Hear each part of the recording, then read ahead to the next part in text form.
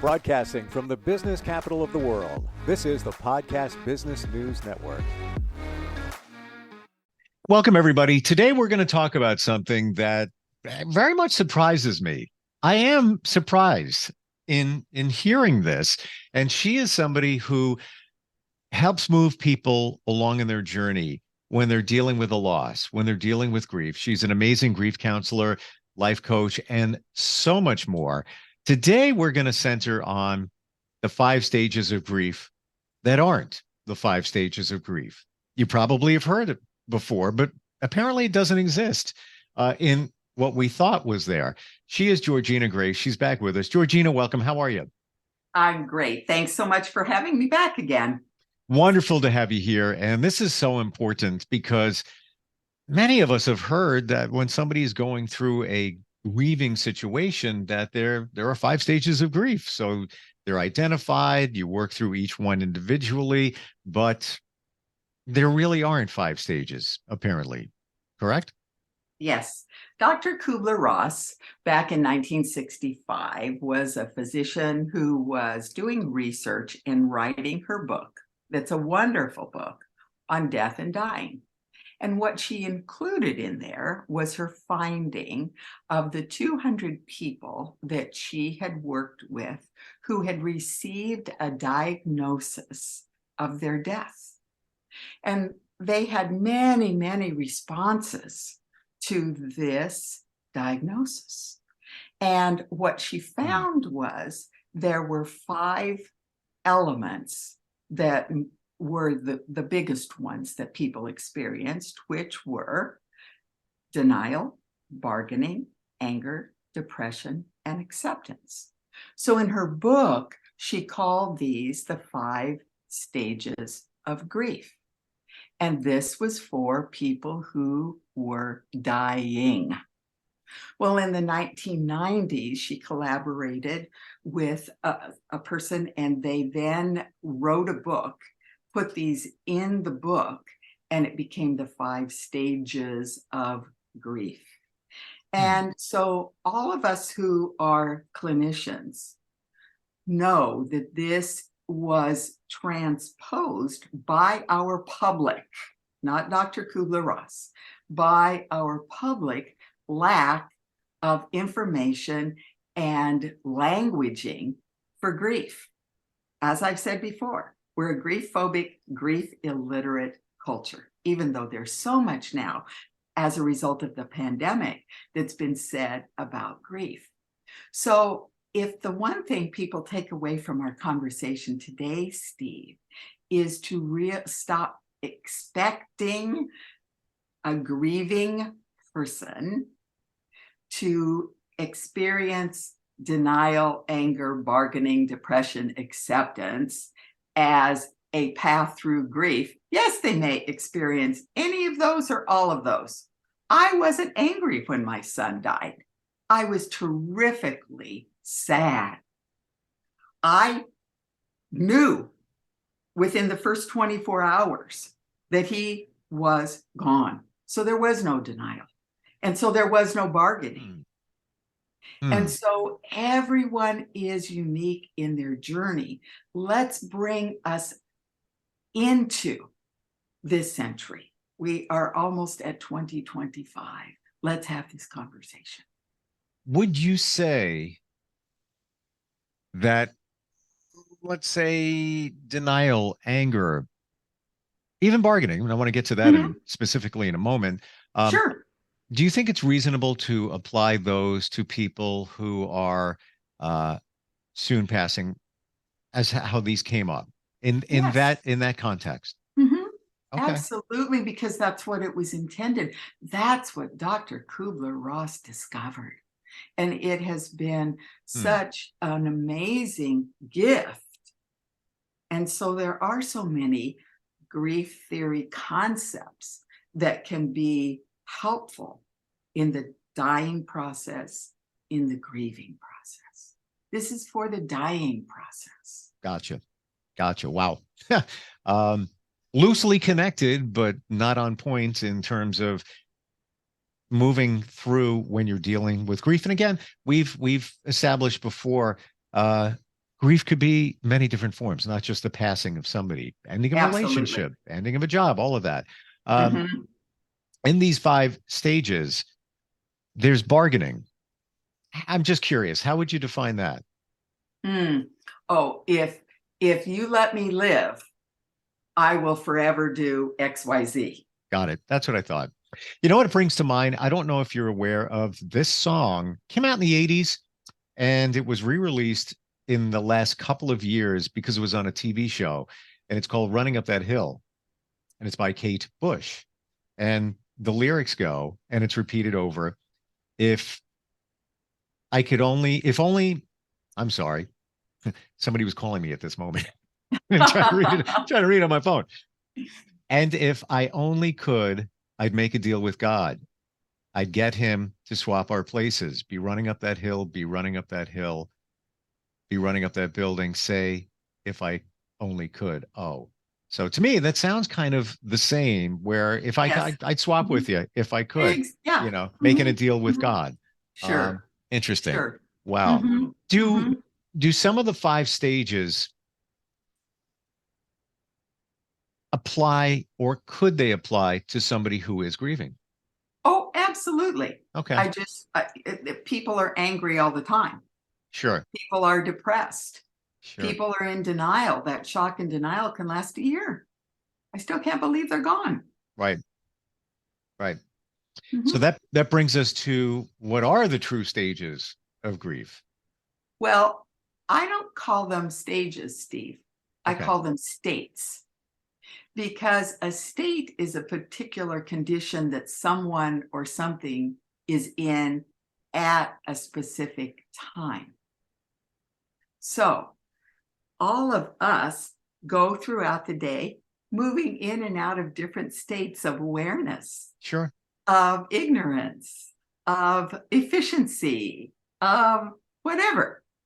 So I discovered in my grief journey 3 states of grief that I explain as raw, fragile, and gentle grief.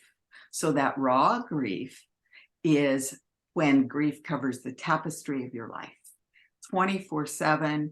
All you're doing is thinking about this loss. You're in that ocean of emotion where you just are in the most terrific pain you've ever been in. And the animal that I associate with raw grief is the coyote, that wail, that piercing wail. And that Hmm. came to me because my son Reed always drew coyotes from the time he was about 6 until the time he was 12. And the critter was always on its haunches, its head thrown back. You could almost see and feel the sound coming out as it bayed and wailed at the moon. So that's what my experience of raw grief Hmm. was. Wow. Now, yeah. And I've had clients that have moved through this in 90 days. Other people, it's been a year. We can't put a timeline on people's grief journey. The next state of grief that I experienced, I went into the condition of fragile grief, where I looked better. I was experiencing moments of happiness and allowing myself to have those. My crying had moved from 24/7 to crying off and on throughout the day. I looked better, Steve, but I was fragile. I was barely holding myself together. Thus, the Hmm. fragile state. In terms of fragile for you, would you Mhm. say you were at that moment less fragile than you were, weeks before, let's just say, but you were Yes, still fragile? absolutely. Okay. Mhm. In raw grief, I was a puddle. I was a mess. Yeah. I mean, touch me. I did want people to hug me, but everything else hurt. Yeah. Okay. Okay. So in this fragile grief, then I was in this place for years. Now I was functioning, and yet this grief was very deep in me. and I was still barely holding myself together. And then I finally came to the state of gentle grief. Now, going back to fragile, the animal that goes with that is the dragon. And it's so interesting because my son Reed, when he was in 8th grade, was in a crafts class in school and made 2 ceramic dragons. And it was interesting because I felt when I was in fragile grief that I was being dragged around by the dragon of grief. Do you believe that things happen for a reason? I do. Now, I caution our listeners to not say that to someone grieving. No, Okay. no. I think, Well, I got you. I see so many things in my life that have happened as guidance, as ahas, as, oh yes, there's this connection, there's this pattern that goes way beyond me, way beyond my pay grade, Steve. Isn't it interesting that you could be, and it can vary from day to day, week to week, month to month, where you could see the clarity. I mean, there's a reason for that. That connects with that. Oh, I see how that's all going together there. The universe. All right, great. Well, why did that person show up? What? And then you could be in other times, and I'm not just talking about grieving. I'm just talking about life in general, where you Yes, could be like, what the hell is going on? exactly. How did I get here? What is all of that? It's amazing, how we go from day to day in different emotions, different feelings, different views of things. Now, add grief on top of that. Yes, absolutely. Yeah. And so finally, the third state, the state I live in now, is the state of gentle grief. And so in this state, my grief can be an explosion of tears, it like Old Faithful, but the duration is very short. Or grief can bubble up in my vocal quality like an bubbling up from an underground stream. Because I describe grief, actually, it's always with us. It becomes different. So in my gentle grief, the animal is the doe that comes out of the forest. Yeah. Just basically saying, hello. Yeah. Exactly. Reminder, I'm here, but it's all good. Absolutely. Yeah. Yeah. Yeah. So that's how I offer my clients information, education, inspiration about this horrific process every one of us is going to go through. People who move from one part of the country to another can be in deep grief because they've left their friends, maybe their family, to come all the way to a different coast for a new job. That's grief. Yeah. Empty nesters, it's grief. Change, where most of us don't really like change. We're not wired that way. Our subconscious likes to keep things a certain way, and we'll try and do that for you. And then when something happens, and it's going to, whatever it may be, loss of a job, change here, change there. Somebody even says something to you that just, friendship over. What happened? It's funny. I just had a flick. Songs drop in my head. Once in a lifetime by the Talking Heads, and that it basically talks about, at least my interpretation. You have your life, but it goes back to what I said before. How did I get here? So you may have a beautiful wife and a beautiful house with a beautiful automobile. Sounds like everything's great. Then one day you turn around, it's like, this is not my beautiful house. This is not my beautiful wife. This is not my large automobile. Well, how did I get here? And it's basically talking about talking about the dough and things like that. The water is underneath us, carrying us, an undercurrent. It's always carrying us. But you never know what's going to happen. To your point, we're all going to deal with grief. That's a given. Many different forms, but yeah. Powerful here in realizing, raw, fragile, and also gentle. And And does it also translate to how we need to be with ourselves or how people need to treat us? Like, when you get to the gentle stage, it's much different than raw. It's almost as if you have a wound which is so fresh, and now, maybe you have a scar, scab, or whatever. It's still there though. You don't forget about it. Mm-hmm. Mm-hmm. Yes, Is yes. that how we need to be mindful of those, but with ourselves and also others? Absolutely. Absolutely. You would not expect a person in raw grief to attend all the holiday parties, Sure. but many people do. And so that's the thing for all of the people listening to this podcast. They already know this stuff. It's for us who can and will show up as that loving, listening presence. And that's what we do with people in grief who are in that raw state, even in that fragile state. And we ask, how are you in this moment? Well, it's powerful. You give us validation for all of this in terms of what you're saying. So because we don't know if you've never gone through grief, even if you've gone through it 3 times, it's going to be different every time. You don't really know the way to go, but this offers validation. Oh, I'm in the raw stage. Oh, Mm-hmm. I'm normal. Mm-hmm. I've gotten a little bit past that now. I'm sorry, state. You're into the next state of what it may be. Um, Thank you.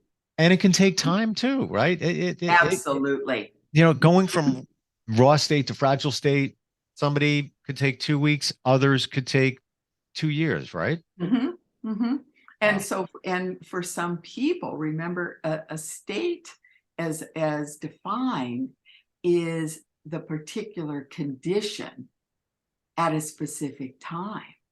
So I've had people say to me, "Oh, Georgena, I thought I was in the fragile state, holding myself together, and all of a sudden, for the last 4 days, I've been in this raw grief, thinking 24/7 about them because the anniversary of their death is tomorrow."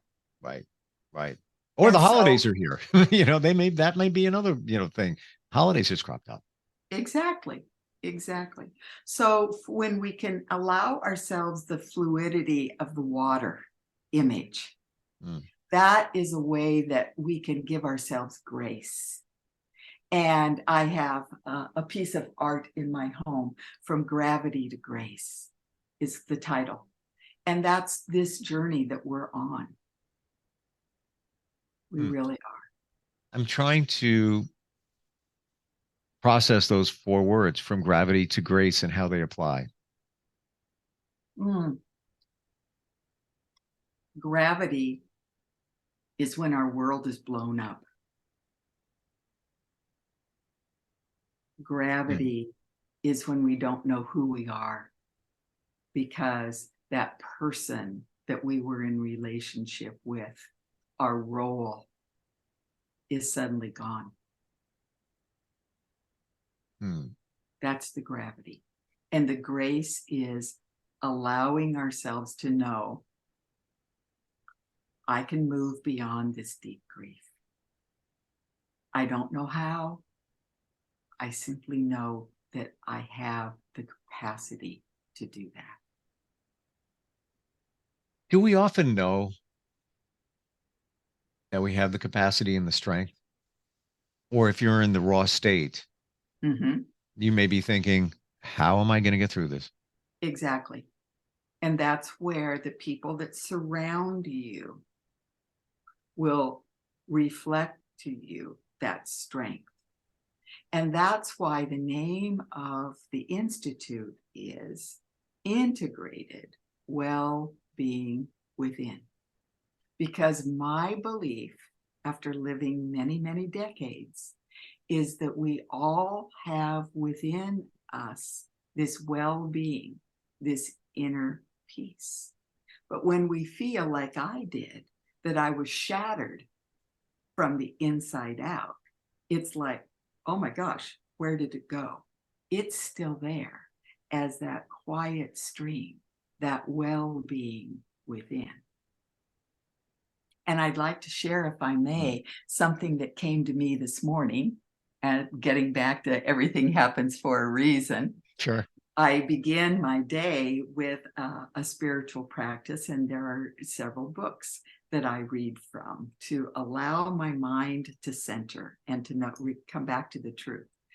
And this morning, from Wayne Dyer's Wisdom of the Ages, there was a quote by Herman Melville, and it goes like this: "For as this appalling ocean surrounds the verdant land, so in the soul of man there lies on insular Tahiti, full of peace and joy, by encompassed by all of the horrors of the half-lived life."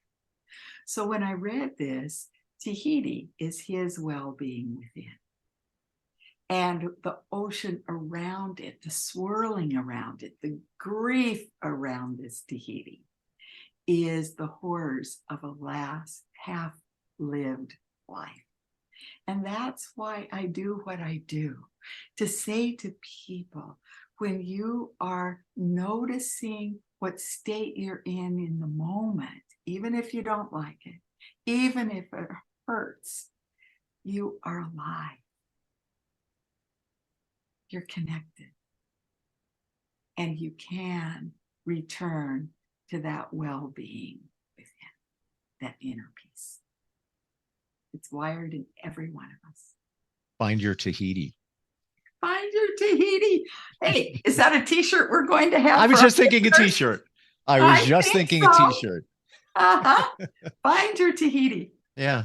Yeah. Because the perfect visual of that. And it's just, part of it, when I think of it, I think of an island and then the turbulent waters around it. Yes. I think of that in a good way, because you found your Tahiti, but I don't want to think of it in a way that you're isolated from others. You follow? It's just that one piece of land.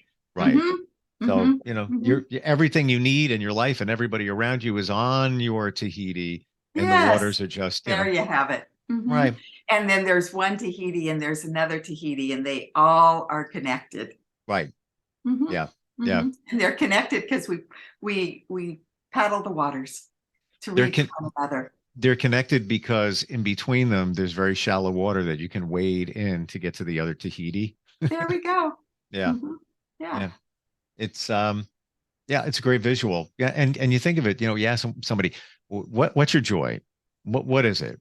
And most people will say, well, just going on vacation, just I need to get away. Well, there's your Tahiti right there. Mm-hmm. Mm-hmm. Wow. Yeah. Do you deal with a lot of people grieving over things other than a passing of a person? The majority of people who find me in my office have come because someone has died.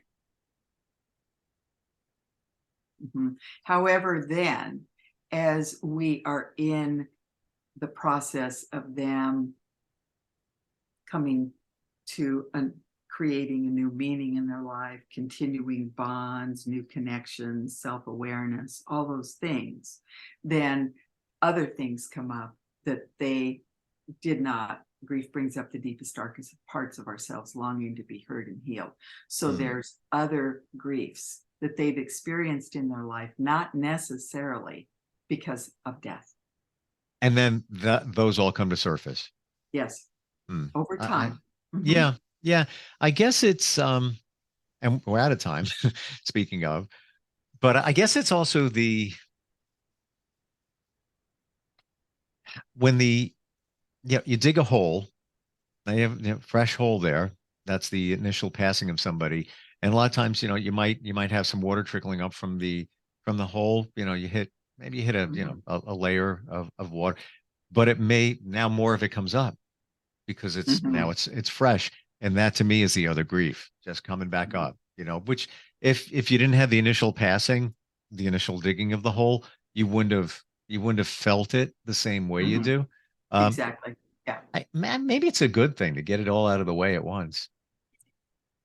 I don't know. Well, I do have people who find me and say, my life is a mess. nobody's died. What can we do? And so Oh, for sure. they find their way too. Oh, for But sure. the majority are people who have had someone die. Yeah. What's the best way to reach you? Call me, Okay. 503-309-3966. Again, 503-309-3966, or email me. You may email me at Georgena, Georgena, at georgenagrace.com. Always great talking with you, and I'm so glad we did talk today, because it's a different view than I think many of us had hearing the 5 stages of grief. Mm-hmm. So we're in states of being. Yeah. What state am I in? How old do I feel? What would I like to have happen? And you know why that's so impactful? Because we always talk about being present in the now. When you're in a certain state, you're in that. When you're in a stage, there's, some variables there, Exactly. The state is now. Georgena, I appreciate you. Thank you so much. Thank you. It was wonderful to be with you once again. You Bye, too. Steve. I'll see you in Tahiti. Okay. Are you looking for even more of the podcasts and hosts that you love? The Podcast Business News Network is proud to announce that you now have even more ways to listen live. Check out the MyTuner Radio, online radio box, and Simple Radio apps on iOS and Android, or find us online. Search for Business News Network on mytuner-radio.com, or search Podcast Business News Network on streama.com and onlineradiobox.com/US. Take your podcast on the go and don't miss a minute of the action.